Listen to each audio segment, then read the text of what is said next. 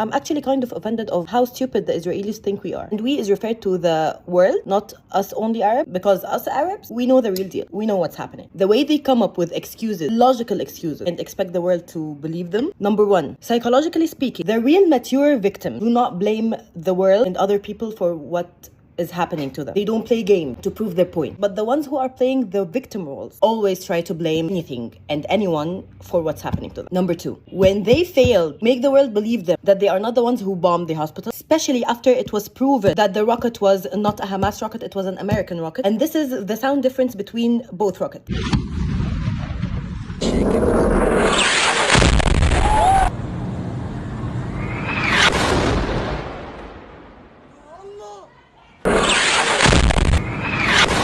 After the world has turned on them, they started carpet bombing around a hospital. It could be impossible to enter this area. No, we're not gonna bomb hospitals. We're gonna bomb around them. So again, cannot reach anywhere to be safe to get medical care.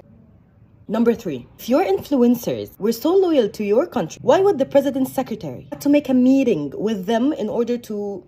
Come on, guys, you need to talk. Because there are another Arab influencers or American influencers who are changing the narratives. Where were you the first 3 to 4 days? And with evidence, not acting. He lost his arm and exploded.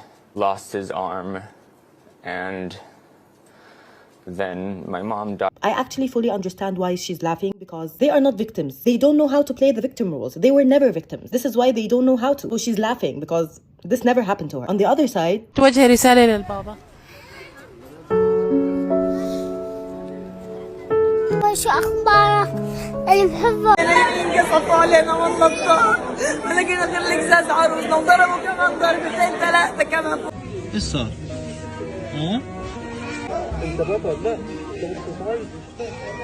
why am I fighting for common sense? If your country was at war and there were 6,300 and plus rockets striked at your country, how come you're doing vlogs? My country is at war edition, doing vlogs in a war, looking for gluten-free flour to make bread for the army. Girl, if that many rockets was strike on your country, you're supposed to make this bread in Jahannam, not at war.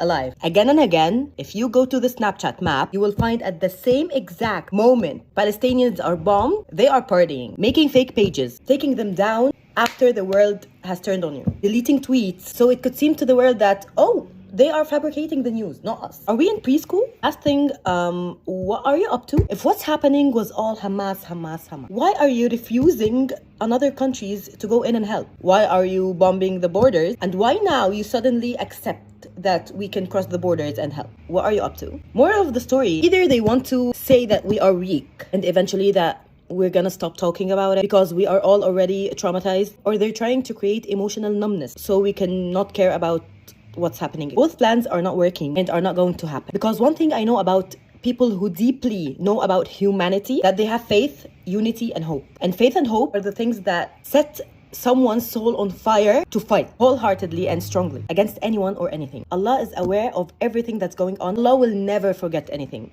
If one person in this world would forget what happened, Allah will never forget. That's why we're not the same. That's why we are way more stronger than you. If we were weak, why would you want us to shut the fuck up?